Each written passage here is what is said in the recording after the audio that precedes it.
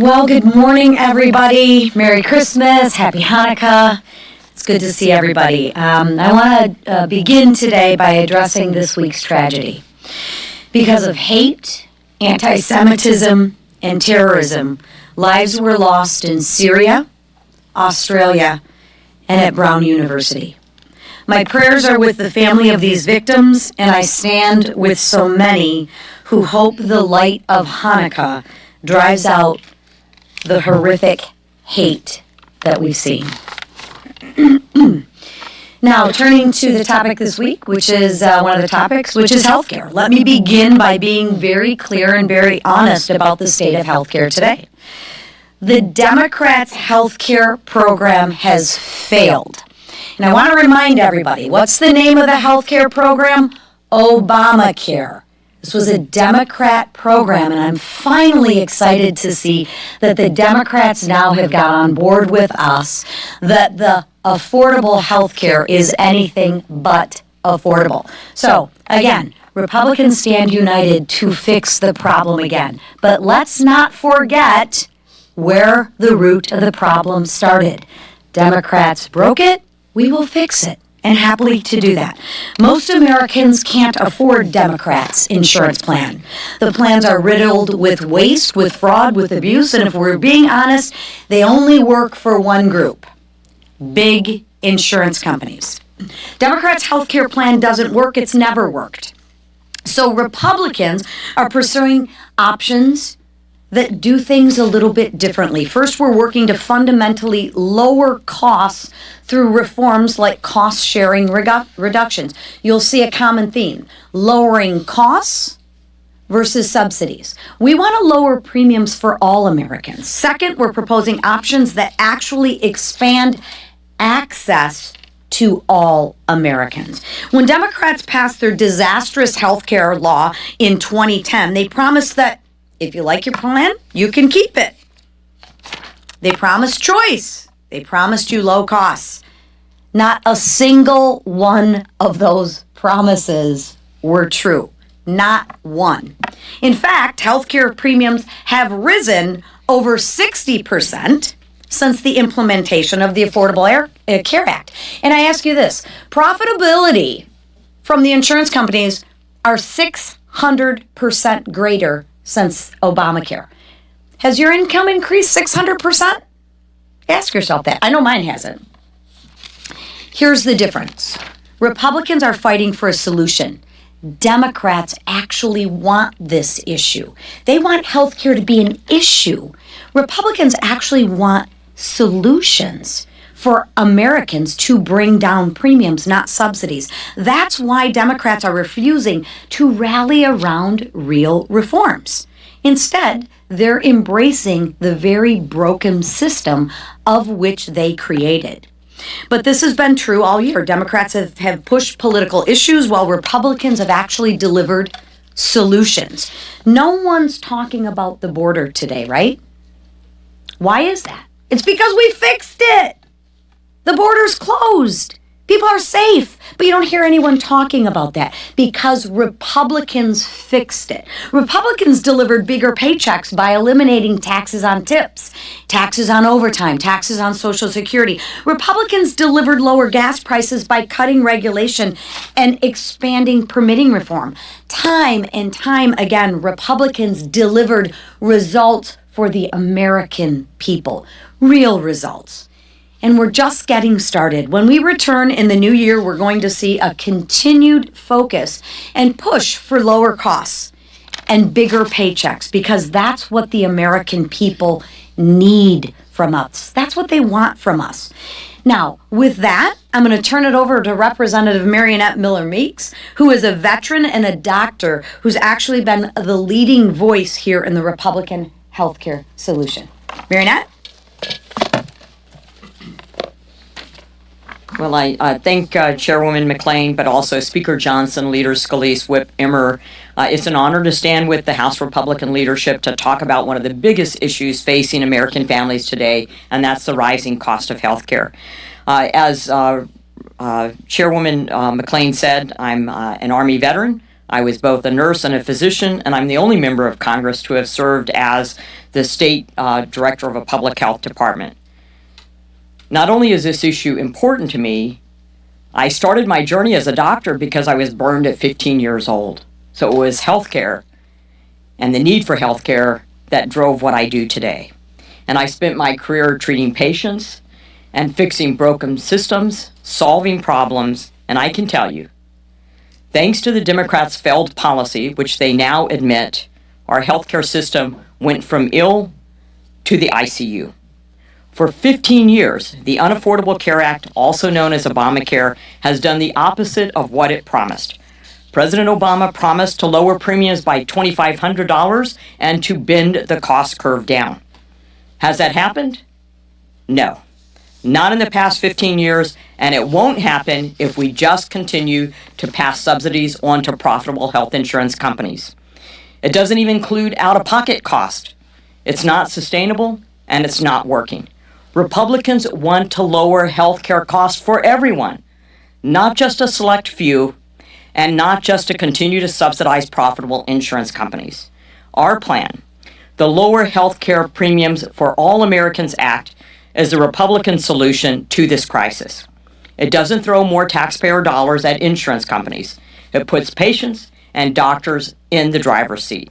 Our bill lowers premiums by 11% by funding cost-sharing reductions the right way, not just through COVID-era bailouts that benefited only big insurers. That's up to $1,871 in savings for families each year and over $36 billion in taxpayer savings. We're delivering real PBM reform to stop middlemen from inflating drug prices. Even in my own state, my PBM transparency bill that passed in 2019 when I was a state senator, one of our counties recorded that they saved $80,000 last year through their transparency alone. We want to give small businesses the ability and the power to negotiate better deals. That alone will save taxpayers $2 billion, but most importantly, save small businesses. We're expanding association health plans by allowing small businesses and self-employed workers to team up to expand choices, which result in premiums going down by as much as 30%, even those small businesses that are in the exchanges. As we're strengthening choice arrangements so more small businesses can afford to offer coverage and more workers can choose a plan that fits their lives and their budgets. This is a plan for working Americans, not for profitable insurance companies. It's about lowering costs, increasing access, and restoring sanity to our healthcare system. Most importantly, it is a plan that lowers healthcare costs for everyone and puts patients and their doctors in the driver's seat. Thank you, and I look forward to getting this bill across the finish line and to the American people. Like our conference chair, I want to start by offering my condolences to the families of the victims of several tragic events over the weekend. The shooting at Brown University that took the lives of two promising young students. The vicious ISIS attack on our service members in Syria that claimed 3 American lives. And finally, the horrific anti-Semitic terrorist attack in Australia that killed 15 innocent people at a Hanukkah celebration. Our hearts are heavy as we grieve the evil that was put on display this past weekend, and we continue to pray for the full recovery of those injured and for the comfort of the families whose lives are now forever changed. Now, turning our attention to the House Republican agenda. This year, Republicans delivered one of the most consequential pieces of legislation in our lifetime. The Working Families Tax Cut Act, passed by the House Republicans and signed into law by President Trump, achieved historic America First victories, such as no tax on tips, no tax on overtime, tax relief for seniors, an increased child tax credit, and Trump savings accounts for newborn children. 2026 is gearing up to be the year of deeper pocketbooks and lower costs for the American people. Thanks to this landmark legislation, tax refunds could increase by $1,000 per taxpayer next year. That's more money in your pocket for you to invest, save, and grow. Waitresses, law enforcement officers, and parents will have more of their hard-earned dollars to put food on the table and to support their families. Not only did our bill deliver the largest tax cut for middle-class Americans, it also addressed rampant waste, fraud, and abuse in programs like Medicaid and SNAP. As we have all witnessed with the fraud scandals coming out of our state of Minnesota, these programs have long been ripe for fraud. But House Republicans and Donald Trump implemented common-sense reforms to strengthen the system to benefit the people who need it the most, not fraudsters who sent millions to terrorists abroad. Which brings me to addressing the failure of my governor, Tim Walz. We anxiously await Tim Walz's response to House Oversight Committee Chairman Jamie Comer regarding what he knew about the $1 billion in fraud. Walz has had 7 years to address and stop the fraud. It wasn't until President Trump made this a national issue that Walz started to pretend that he cares about his constituents' tax dollars supporting a terrorist group in Somalia. Accountability is coming, Governor.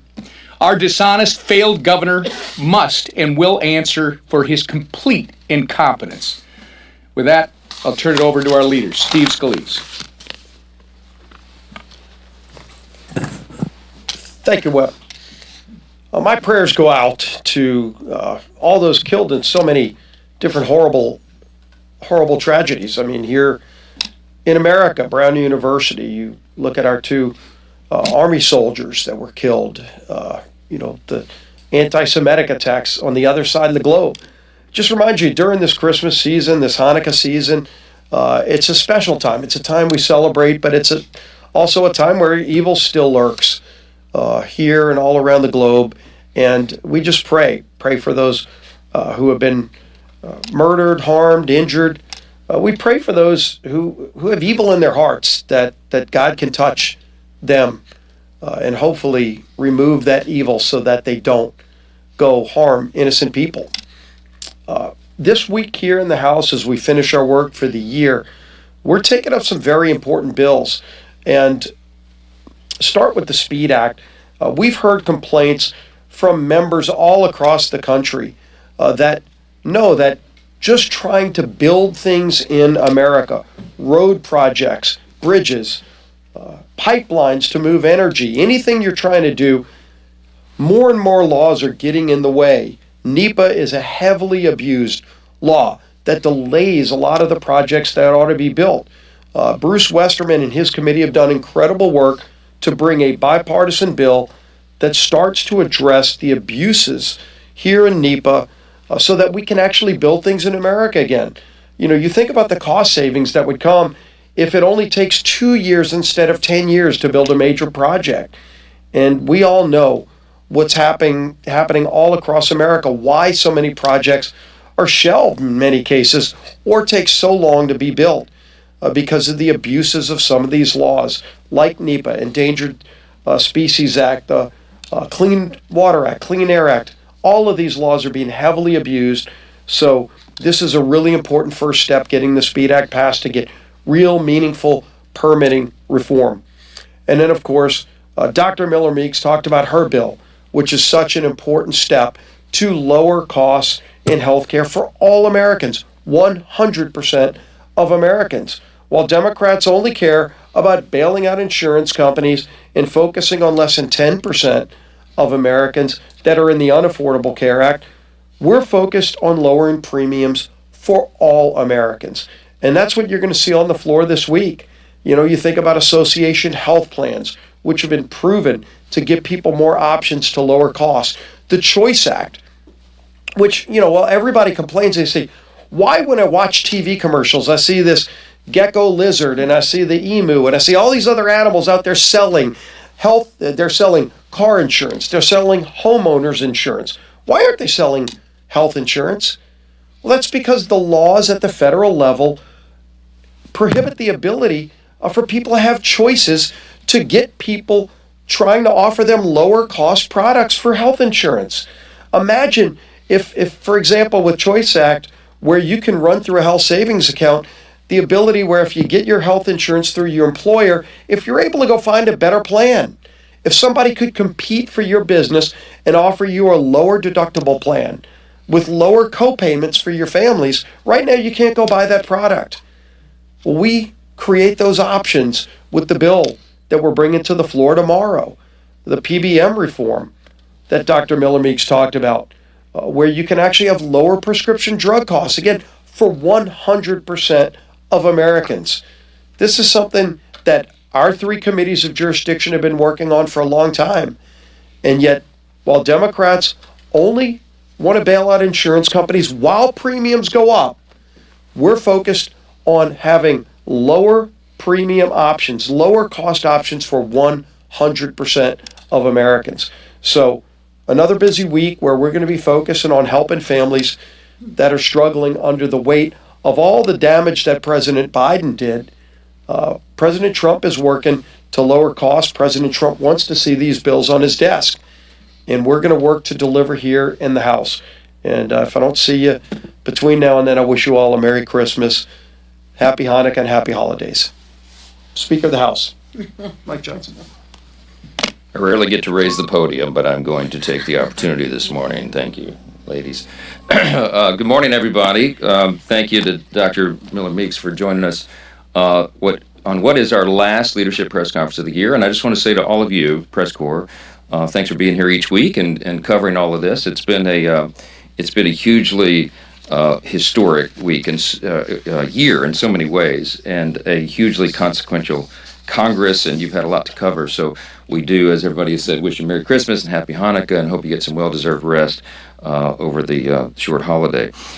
Since Congress reopened following the end of the Democrat shutdown, the longest in American history, Republicans have passed, since we came back, 41 pieces of legislation, and of course, as you've heard this morning, we're set to pass even more. Chief among them is the Lower Health Care Premiums for All Americans Act.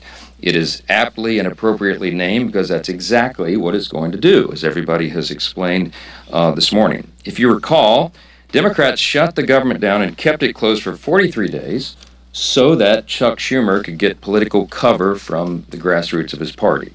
Remember that he had voted for the same CR just several months earlier in March. When the same vehicle came forward, he suddenly changed his tune, and that is because he caught a lot of political backlash for it. So he decided instead to shut the government down and fight. Well, everybody saw how obvious and how dangerous that gambit was.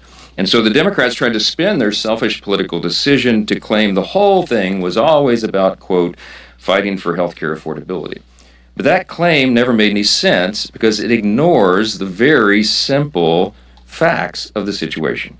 It is the Democrats' Unaffordable Care Act that broke America's health care system, as has been recounted this morning. And it's the Democrats who have refused every good faith Republican effort to fix it along the way. Now, this is 15 years into this saga that the American people have been drugged through because the Democrats decided 15 years ago to break the system. They insisted when they passed the Unaffordable Care Act that it would reduce premiums, it would provide more choice and higher quality and all of that. And none of that ever happened. In fact, quite the opposite effect is what we have seen. All this was foreseeable, and that's why Republicans didn't support it. Premiums have skyrocketed, the quality of care has plummeted in so many places and in so many cases around the country, and fraud is absolutely rampant in the system, and it is costing everyone dearly. Yes, there is a healthcare affordability problem in America. It's a very serious problem for almost every family. But it is an indisputable fact that the Democrats caused that problem, and Republicans are the ones having to clean it up. For 15 long years, Americans have now faced skyrocketing premiums, fewer quality choices, inefficient care, and widespread fraud, waste, and abuse. Benchmark premiums on the Obamacare marketplace for every plan, listen to this, they've increased 80% overall since 2014, and they're continuing to rise. The Unaffordable Care Act marketplace has resulted in lower quality plan offerings and less consumer choices to date. Fraud is absolutely rampant. Paragon Health is one of the analyst groups, and they estimate there's over 6.4 million people who are improperly enrolled in the Obamacare exchanges. And a recent GAO study, the Government Accountability Office, found some staggering facts. It proved what we all know intuitively about the fraud that's involved in this program. They found that Obamacare's subsidy system lacks even the most basic guardrails to prevent fraud, waste, and abuse. And I think that study is something that you should all dig into. It should be on the front page of every newspaper because it is shocking and alarming. Over the last 2 years, for example, the investigators at the GAO, Government Accountability Office, they did a little experiment. They in 24 different cases, they applied for Obamacare subsidies. They did it fraudulently by intent. So 24 applications with no Social Security data attached, none of the information that's necessary to actually apply, no citizenship proof attached, and none of the income documents and all the things that are supposed to be applied and included in an application. Now, guess what? Out of the 24, 23 of them were approved. And they've been paid tens of thousands of dollars, some of them as recently as September of this year, the GAO tracking all of this fraud, wondering, hoping if anybody will ever pay any attention to it and stop it. That's not the only thing they found. The report also found that in 2023, 29,000 Social Security numbers were used by multiple persons. In 2024, 68,000 Social Security numbers used by multiple people to bilk the system, to defraud the system, and to take dollars to themselves. You had, in one case, there was over 120 individuals using the same Social Security number to get these benefits, and it was never stopped. The GAO also found that more than $94 million last year alone was sent to insurers on behalf of people who were already deceased. It's a serious, serious problem in the system. It's why the costs are so high, and this is the system that Democrats in Congress want to extend without any reform. We just can't have that. The Washington Post summarized all this best in one simple sentence. They said, quote, "The real problem is that the Affordable Care Act was never actually affordable." That's the problem. America's healthcare system should be the envy of the world. Instead, it's the most expensive in the world, and the American people are not getting any healthier because of all this madness. A new Gallup poll released yesterday found that 70% of Americans have a negative outlook on our healthcare system for all the obvious reasons. All Americans deserve a healthcare system that puts patients first, one that meets their needs with more access, more choice, and more affordable quality care. And House Republicans have offered legislation to begin fixing what is broken and to restore integrity to our nation's healthcare system. And it's so long overdue. The Lower Healthcare Premiums for All Americans Act, which will be on the floor tomorrow, is the first big step in that regard. As has been noted by Dr. Miller Meeks and the other leaders here, it offers common sense solutions to lower premium costs for everybody, all Americans. It expands access to quality care, provides every American with more options and flexibility to choose coverage that works for them, and it brings greater transparency to America's healthcare system. And here's how. The bill has 5 key reforms. I'll just reiterate some of this real quickly. It reduces premium costs through cost-sharing reduction payments. It brings pharmacy benefit manager transparency and removes the hidden cost of prescription drugs. It allows small business owners and independent workers to form association health plans. It provides more choice for employees to customize their healthcare plans, and it protects small businesses from costly regulatory overreach. According to the latest CBO projection, Republicans' cost-sharing reduction payments, just that provision alone, would reduce premiums by at least 11% and will save taxpayers tens of billions of dollars, about $30 billion.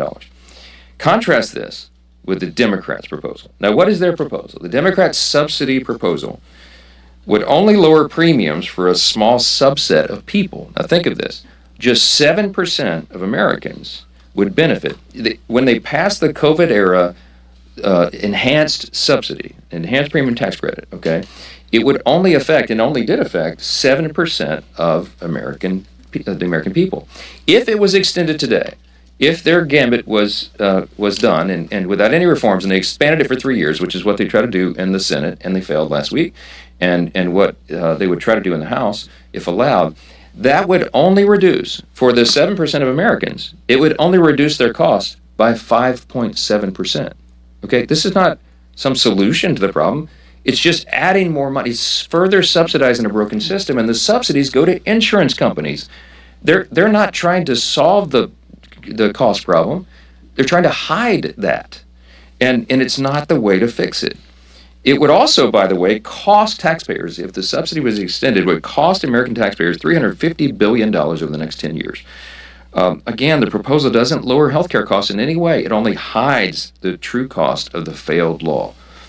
And I'll remind you, CSR payments are not a new idea. In fact, in 2017, the thing that we're going to put on the floor tomorrow, a big part of that, 196 House Democrats, many of them still in Congress, wrote a letter in support of that very idea. Exactly what the Republican bill this week will accomplish. Now, they won't tell you that this week. I'm certain they're all going to vote against it. Why? As was said here many times this morning, they do not want a solution. Democrats do not want a solution. They want an issue in the upcoming election. And they think that the media will go along with this and that people will buy it. That, their heroic effort to extend this COVID-era subsidy that they themselves created and that they themselves put the expiration date on at the end of this year, they're going to try to convince you that that's all healthcare wrapped into that. Remember, it only affects 7% of Americans, and it would only reduce their costs by less than 6%. Democrats also had a chance to support our provision in the Working Families Tax Cut, in the big, beautiful bill. But House Democrats voted against it, and the Senate Democrats stripped it out. That cost-sharing reduction reduced everybody's premiums by almost 12%, and the Democrats fought to take it out. This is something that we're going to do this week. The Lower Healthcare Premiums for All Americans Act is going to accomplish exactly what the title says. If it becomes law, premiums will decrease, access will increase, and every American will have more options and flexibility to choose the coverage that works best for them. It's called the free market, and we're the ones that advance those ideas. More options and lower costs. That's what the American people demand and deserve, and it is only the Republican Party that is presenting any ideas to do that. The Democrats want to keep subsidizing a broken system. We're fighting for that, and we will. I'll just close with this. In 2025, as I said, was a marquee year, a landmark year. I want to remind you all there's something noticeably absent from our end-of-year duties here. Normally, or at least in the past before I became Speaker, we would all be here with so much angst and drama and everything about the dreaded end-of-year Christmas omnibus spending package.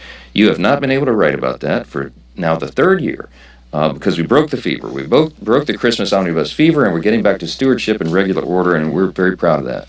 The third consecutive year, we've avoided that terrible congressional Christmas tradition, and we're getting everything working here again. Fixing the appropriations process has been a goal for me and this leadership team. It's been a goal for Chairman Cole at Appropriations and his leadership team, and we're well on the way to rebuilding that muscle memory. House Republicans have shown up every day and delivered real results for the American people, and we're going to continue to do so. We are excited about the years ahead. We look back now on what we've done all this year. We obviously passed the Working Families Tax Cut, the big, beautiful bill, the most significant piece of legislation that Congress has considered in my lifetime. Stephen Miller's had a quote that summarized it pretty well. He said, quote, "Each and every one of the individual titles in that bill will be considered one of the greatest achievements in the history of the conservative movement."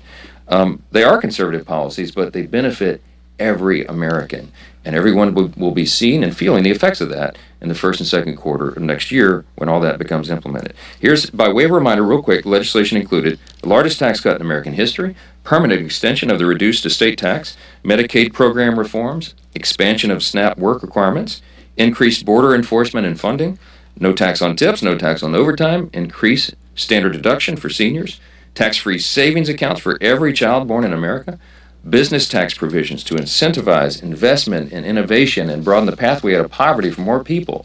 Wages will be increasing and costs will be going down. Many of these landmark provisions are set for implementation in the first, second quarter, as I said, and all boats will begin to rise. Just last week, Treasury Secretary Scott Bessent predicted $100 to $150 billion in new tax refunds, between $1,000 and $2,000 per household. And most of the estimates say that the average American household will have their take-home pay increase by at least $10,000. These are real, tangible benefits that this bill is going to offer to tens of millions of American families, and we're excited about what's ahead. It's just one more example of the many positive and transformational outcomes that we're going to see going into the next year. So far, House Republicans have passed 413 bills this year. We've codified 68 of President Trump's America First executive orders. We've repealed 23 Biden-era maddening regulations under the Congressional Review Act resolutions. We clawed back billions in wasteful spending through rescissions and opened numerous investigations into President Biden's failed administration. And we look forward to continuing all of that work when we return in 2026 and we go into an epic midterm election cycle. With that, I'll take a few questions. I'm going to go to Bill Malutian. What you doing on the front row, man? I'm glad to see you. Thank you, Mr. Speaker. Ahead of Jack Smith's deposition tomorrow, there's a new report out this morning that DOJ is getting ready to hand over Congress a batch of emails, specifically to the House Judiciary Committee. And in those emails, they allege, it says that the FBI warned the Biden DOJ that there wasn't probable cause to raid Mar-a-Lago. Are you aware of this? Are you expecting to get these emails later today? What's your response? I've heard as much as you just reported there, and I have not had an opportunity to review any of that yet. But it would verify and I think affirm much of what we understood from the very beginning. As y'all know, I used to serve on the House Judiciary Committee before I was made Speaker in October of 23, and we spent a lot of time uncovering just the complete and total weaponization of the Department of Justice under the Biden administration. They used it to go after political enemies, and chief among them was, of course, Donald J. Trump. And they abused the system, and to me, the great harm of it all was that they really eroded the people's faith in our system of justice itself. I mean, that's the most dangerous thing. If people don't believe that our justice system is actually equal justice under law, that Lady Justice is actually still wearing the blindfold, that everybody gets the same treatment under the law, it's a really serious challenge for a constitutional republic. And so this is some shocking revelations to a lot of people. It's not to us. We knew, we understood that this was happening the whole time. The evidence, I think, and I expect will verify all of that. And there's going to have to be appropriate accountability. I mean, accountability is key here. It's important because if you're going to restore the people's faith in the justice system, you have to show them that there are serious consequences for people like Jack Smith who abuses that system. We have to ensure it doesn't happen again, and we'll see how all that unfolds, but it's going to be a very, very interesting, important development. Yes, ma'am, second row. Yes. Thank you, Mr. Leader. This morning, Congressman Mike Lawler said that it was political malpractice to not allow a vote on the ACA subsidy extension this week. What's your reaction to that, and will Republicans suffer any political blowback for not allowing something like that to come to the moderates? Well, Mike Lawler is a very dear friend and a close colleague of mine. And ironically, weekend before last, I was in New York in his district on Long Island, and we were campaigning together, ensuring that he gets reelected. Mike Lawler fights hard for New York, as every Republican in this conference does for their districts. The districts are different. They have different priorities and ideas, but there's about a dozen members in the conference that are in these swing districts who are fighting hard to make sure that they reduce costs for all of their constituents. And many of them did want to vote on this Obamacare, COVID era subsidy the Democrats created. We looked for a way to try to allow for that pressure release valve, and it just was not to be. We worked on it all the way through the weekend, in fact, and in the end, there was not an agreement, wasn't made. Now, everybody was at the table in good faith, and I certainly appreciate the views and the opinions of every member of this conference. But I will tell you one thing: they will all join in unity on is voting for this bill that we've been discussing this morning, because again, instead of just trying to assist 7% of Americans, this is for 100% of Americans, and we can handle that and do that together. I hope that Democrats will come along with us. If they're serious about solving the problem and bringing down cost of health care, they'll all fully support it as well. But I think you're going to see they're playing politics with this. Back row, yes, ma'am. Last week, President Trump said that his legislative agenda is essentially done. So why should voters vote for Republicans in the midterms if there's nothing left to do legislatively? Well, I don't know which comment you're referring to and in what context, but I'll tell you, I talk to the president sometimes multiple times each day. He and I and his team and our teams work around the clock. Literally, the president and I will talk sometimes at midnight and then again at 6 a.m. I mean, this president doesn't sleep. He's working all the time. The agenda is aggressive. There is much more to do. I think what he's sometimes when he's taken out of context on comments like that, he's referring to what we accomplished with the Working Families Tax Cut, the big beautiful bill, because there's so much in that a lot of people said, wow, you guys checked all the boxes. Well, we did to a certain extent, but there is so much more to do. And we're going to have a very aggressive legislative agenda coming right out of the gates in January. We're going to continue to work, for example, on health care to continue to bring costs down for the American people, to bring down the cost of living overall. You're going to see an aggressive affordability agenda, and we're going to see continued codification of the president's executive orders. He's up to about 200 of those. Probably about 150 of them are codifiable by Congress, and we're working steadily through that list.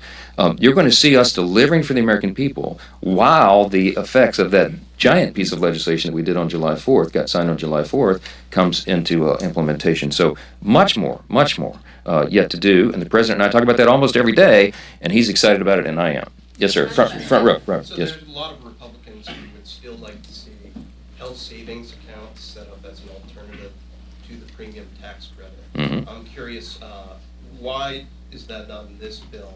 Is that something that's still on the table? Very much on the table. The president likes the policy as well. I see my doctor colleagues here. Yeah, Dr. Miller Meeks is nodding in agreement. The Docs Caucus is the Doctors Caucus in the Republican conference works on these things, and I think we could get broad consensus on that. What we anticipate going into the first quarter of next year is possibly in a reconciliation package or in regular order as standalone. Ideas just like this. We have a long list of things that we know will reduce premiums, increase access and quality of care. And again, we're the only party that's going to be bringing that forward. The Democrats have zero ideas, zero concepts, and zero legislative plans on anything they'll propose other than just subsidizing the broken system. So there's going to be a stark contrast between the two parties. That'll be a big part of it, and I think you'll see a lot of that discussion going forward. Yes, ma'am. Last one here. Follow up on that. We're at the end of the year here. People have already enrolled in their health care plans. You guys were out for 2 months during the shutdown. Why has it taken until the end of the year to start putting to the floor these health care bills? And what is your message to those who are going to see their premiums rise next year anyway, because it seems unlikely that Congress is going to be able to get something together by then? The healthcare bill on the floor tomorrow is right on time. There's always a good time to reduce premiums for healthcare. And remember, the Republican Party, since the Unaffordable Care Act became law 15 years ago, we have been working steadily, producing ideas, trying to address this. We tried to repeal and replace it, as you all know, in our ultimately failed attempt back in the first Trump administration at the end of 2017. The famous John McCain thumbs down tanked the effort.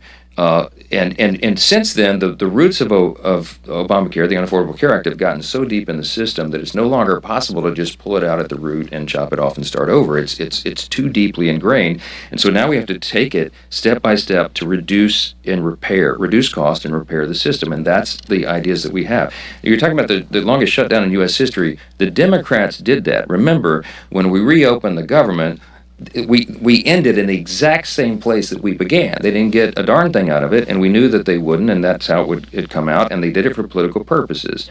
When they took us off the field effectively for 43 days, as soon as we got back, let's remember, because history's being revised here every day, we got right back to the appropriations process, remember, which was so critically important, and all the other measures that we were pushing through. We got done on that steadily through the year, and then we turned the attention to healthcare, knowing it was coming at the end of the year on the subsidy, and that the new ideas would be presented. We didn't start this in October, November, or December. This is something the Republican Party's been working on for years.